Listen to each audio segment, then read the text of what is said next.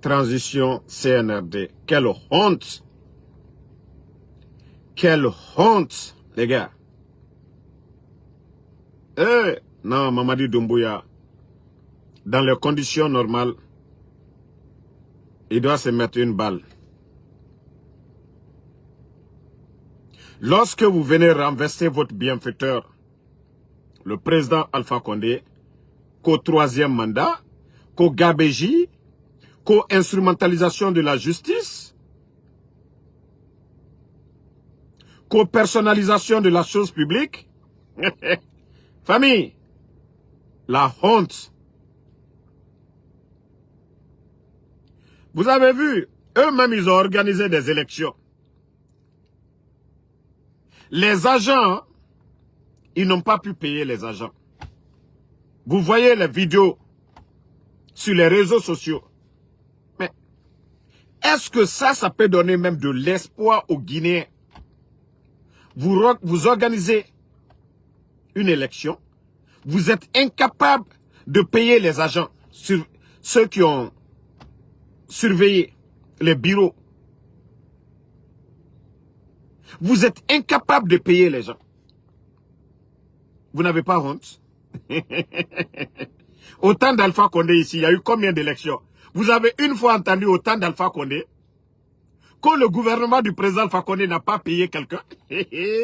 Ah non mais quelle honte! Quelle honte! Non, j'ai été ému yagi ma quoi. Il n'a fallu yagi tare na nagira quoi. Vous pouvez organiser des élections. D'abord, les enseignants, les surveillants pour les examens, ils ne les ont pas payés jusqu'au jour d'aujourd'hui. Les enseignants contractuels, ils ne les ont pas payés. Les boursiers guinéens, ils ne les ont pas payés. CNRD. Et avec ça, vous voulez que les Guinéens continuent à vous faire confiance dans le mensonge. Alpha Condé ose, il a organisé des élections. Mais jamais, jamais, jamais, on a entendu ici que les agents n'ont pas été payés. Mais le CNRD. Ah non, quelle honte. Et avec des résultats du jamais vu. Il y a eu des élections ici. Les deux grandes formations, les deux grands partis politiques du pays, le RPG Arc-en-Ciel, l'UFDG, ANAD, ils ont tous participé. Mais jamais le nombre n'a atteint plus de 5 millions et quelques. Mais les bandits pour ce référendum, tellement que non, comme l'a dit le président Alpha Condé, plus le mensonge est gros, le Guinéen y croit. Comment vous pouvez mentir que près de 6 millions de Guinéens ont voté? Ah! CNRD. Omuyagima. Bon, dans tout ça, là, payez les agents là d'abord. Bande de vauriens. Payez les agents là, les surveillants là, payez-les. Payez les jeunes que vous avez recrutés là, que pour les élections. Vous êtes incapables de payer. Vous n'avez pas honte. Vous n'avez pas honte de toutes ces sorties-là. Vous n'avez pas honte. C'est là d'abord l'incompétence du CNRD, ça commence. C'est là votre incompétence. Vous voulez organiser des élections pour dire que vous voulez rester à la tête de ce pays. Même pour payer les agents, vous êtes incapable de le faire. Vous allez faire quoi pour ce pays-là? Depuis que vous êtes venu. Où sont vos projets de développement? Où sont vos projets de... 4 ans. C'est le mandat d'un président aux États-Unis. 4 ans.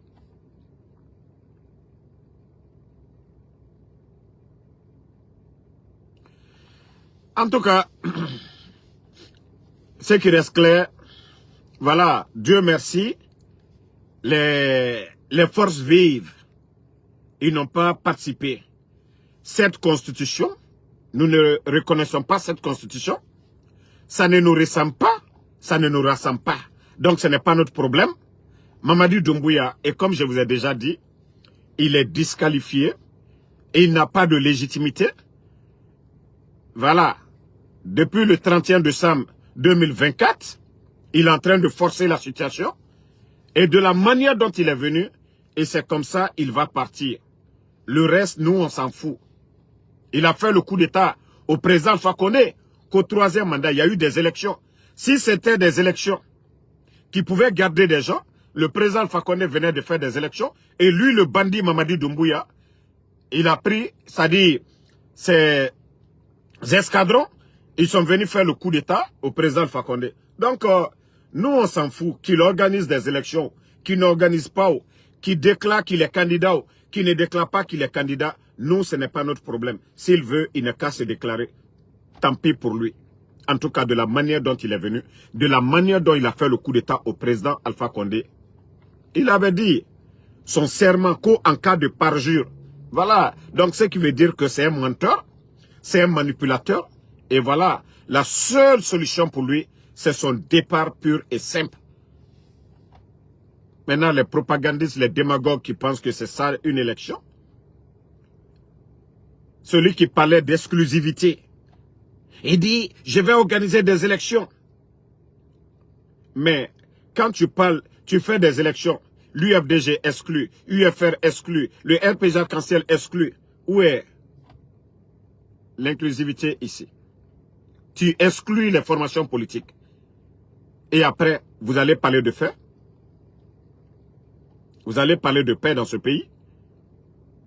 Donc, famille,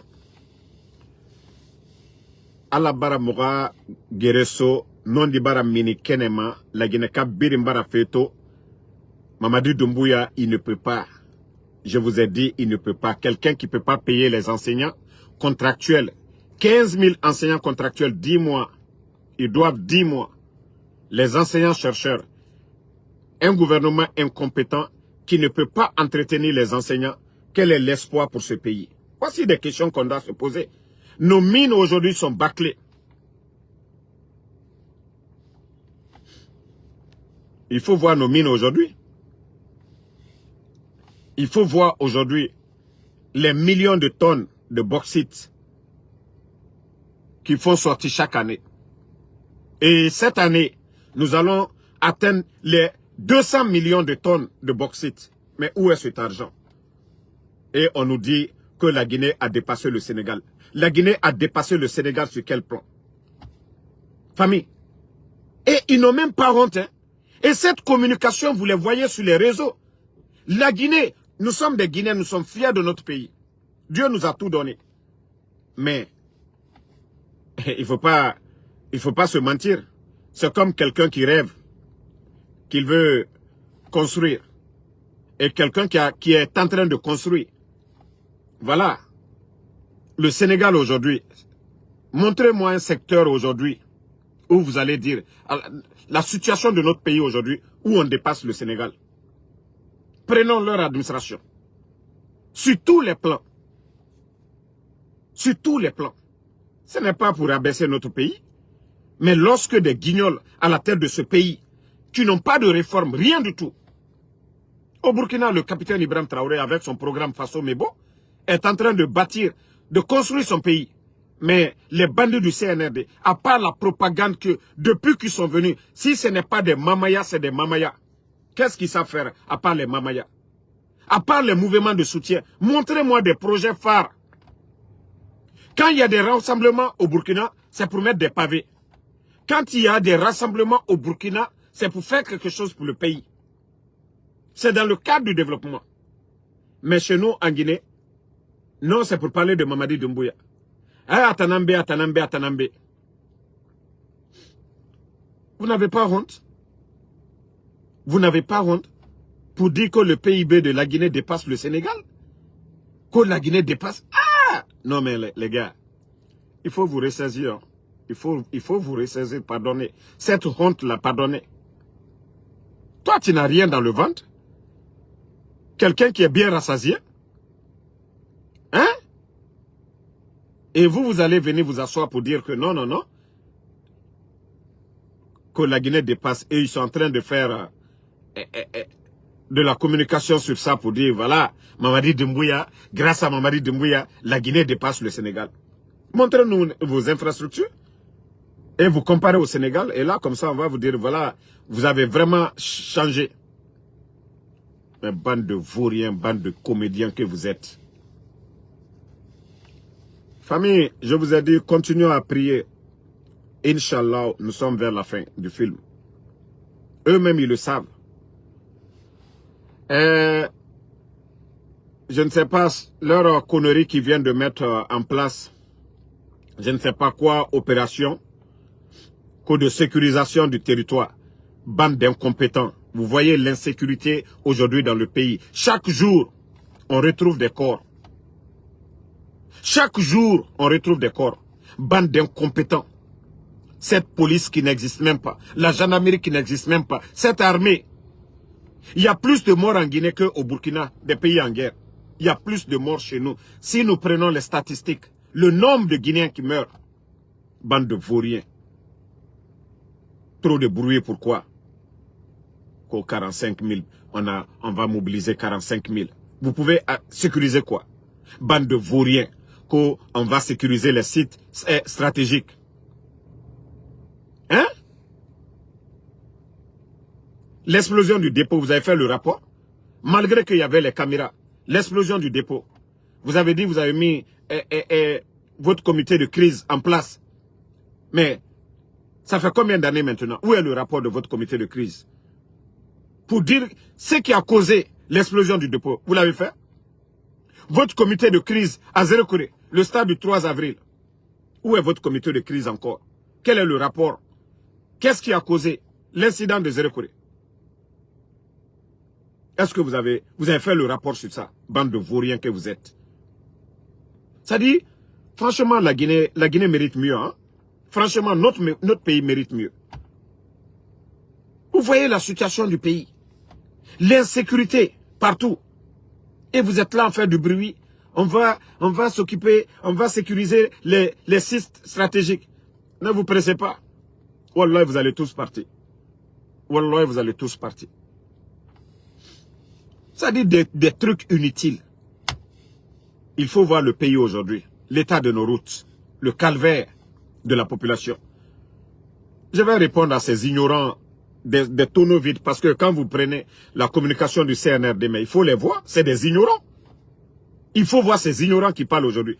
Pourquoi les 3 dernières années, l'année 2021, l'année 2022, pourquoi on ne parlait pas de nos routes? Pourquoi?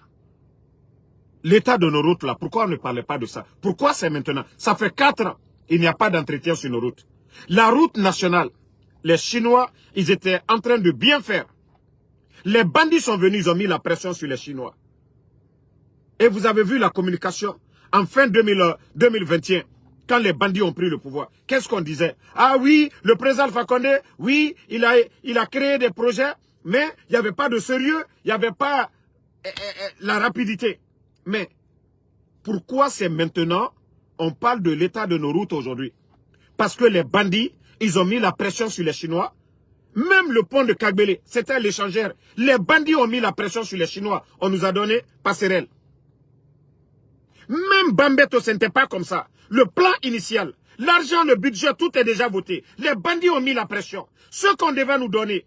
Regardez les capitales africaines aujourd'hui. Prenez Ouagadougou. Prenez même Bamako. Sans parler d'Abidjan et Dakar. Il faut voir les échangeurs. Par rapport à ce qu'on nous a donné à 36. C'était plus beau que ça.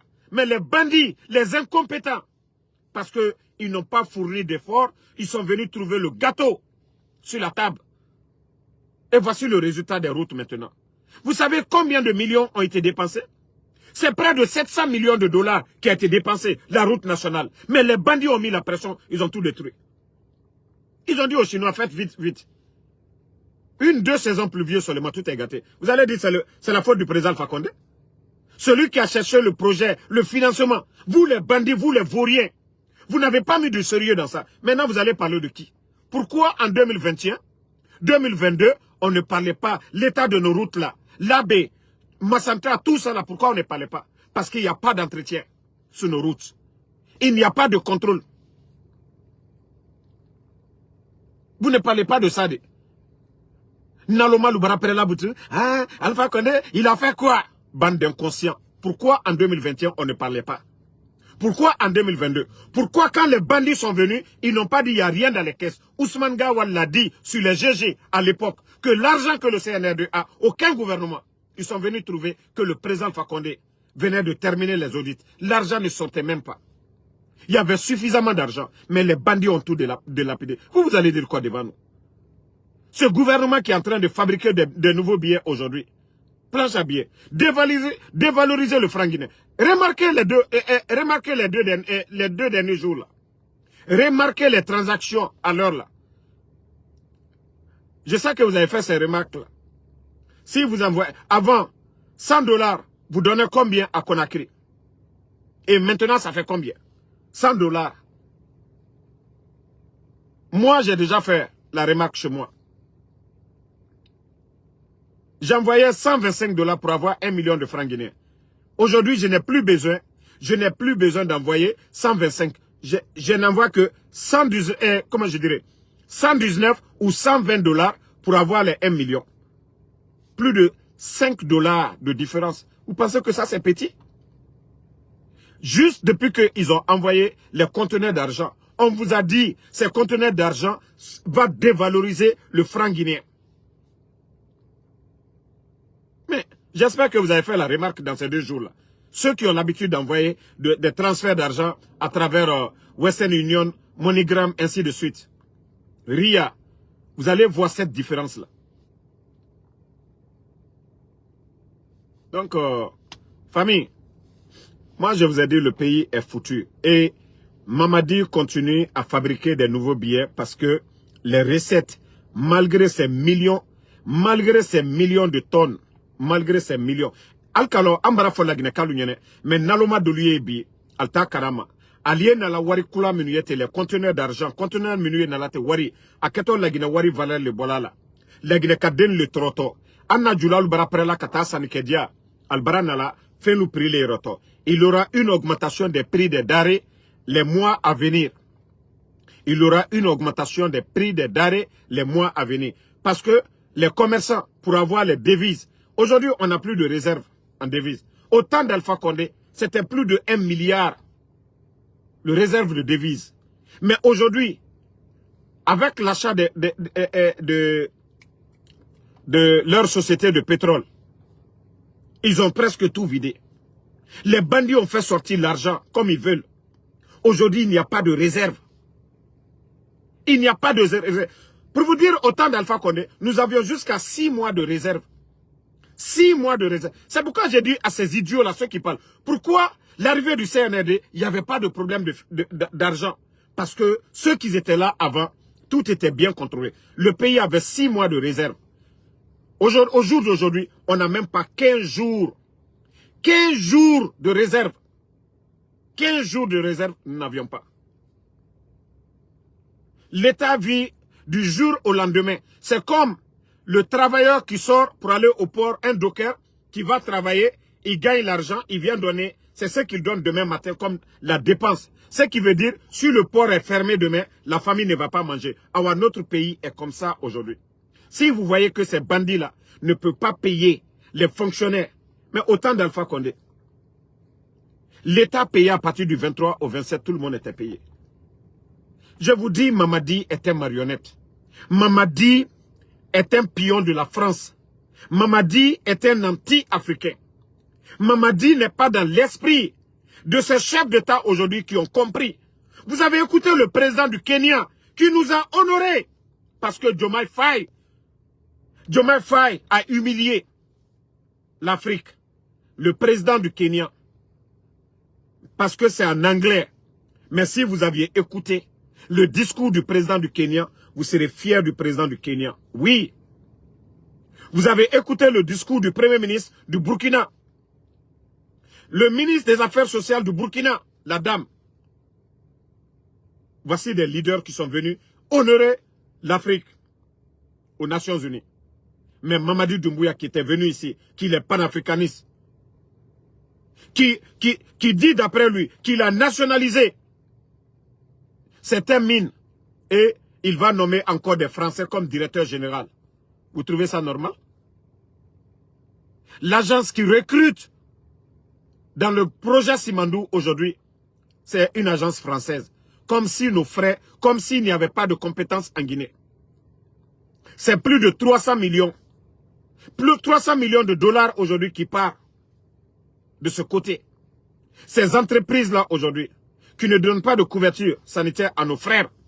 Pas de congé, rien du tout à nos frères. Pas de congé payant à nos frères. Et Mamadi qui dit que lui, il est panafricaniste avec son gros boubou la dernière fois. Donc, la Guinée-Moussiga m'a dit, c'est les entreprises françaises qui s'installent aujourd'hui en Guinée. On ne crée pas la richesse. Si vous voyez que les Dubaï, tous ces pays-là se développent parce que tout est nationalisé. Même si vous avez votre argent, vous partez, vous créez une entreprise, le directeur viendra de ces pays-là. L'argent, la richesse est créée sur place, la richesse est mise sur place. Vous ne voyez pas, allez-y demander. Les plaques d'immatriculation à Dubaï, c'est combien? Pour vous dire que eux, ils créent la richesse chez eux. L'argent, ça ne sort pas. Et aujourd'hui, le Burkina, le Niger, le Mali, et c'est ça la politique pour créer la richesse sur place. Ce n'est pas magie. C'est pourquoi je dis, n'aimez pas le président Alpha Condé, mais posez-vous la question. Comment le président Alpha Condé faisait? Malgré Ebola en Guinée, nos frontières fermées, Covid, crise politique, pourquoi notre économie, la Guinée, on n'avait pas de problème, les PME, tout, ça fonctionnait. Jamais eu de retard dans les paiements. Pourquoi? Parce que la bonne gestion. Parce que oui, le président Alpha Condé, malgré qu'on ne transformait pas nos mines, mais les permis, la majeure partie des permis, c'est nos frères guinéens qui détenaient. Donc quand les autres venaient travailler avec nos frères, la richesse était créée sur place. Nos frères là, beaucoup de Guinéens devenaient des millionnaires aussi en dollars. Mais Mamadi Doumbouya, il vient, il retire tous les permis, il dit qu'il a mis une entreprise nationale et il met un Français comme directeur. Maintenant, le Français, le directeur là va décider. Parce qu'on vend. Et quand on vend, l'argent va rester où?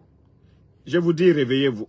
La Guinée est foutue à jamais. Sinon, avec plus de 145 millions de tonnes de bauxite sorties, avec toutes ces sociétés minières en Guinée, avec l'impôt que les Guinéens payent, Mamadi aujourd'hui devait dépasser le Burkina. Maintenant, c'est des crocodiles, c'est des bambatoumani, c'est des voleurs. Ils sont venus pour détruire la Guinée.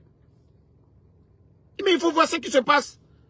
Famille, si vous voyez que je prends un peu l'exemple du Burkina, de ces pays de l'AES, c'est pour que vous vous réveillez pour dire, ah, Burkina n'a pas de port. Burkina, c'est un pays aujourd'hui en guerre. Burkina, la terre est aride. Mais comment le gouvernement de Ibrahim Traoré, ils sont parvenus à irriguer autant de plaines en un temps record. En un temps record. Voilà. En un temps record. Voilà.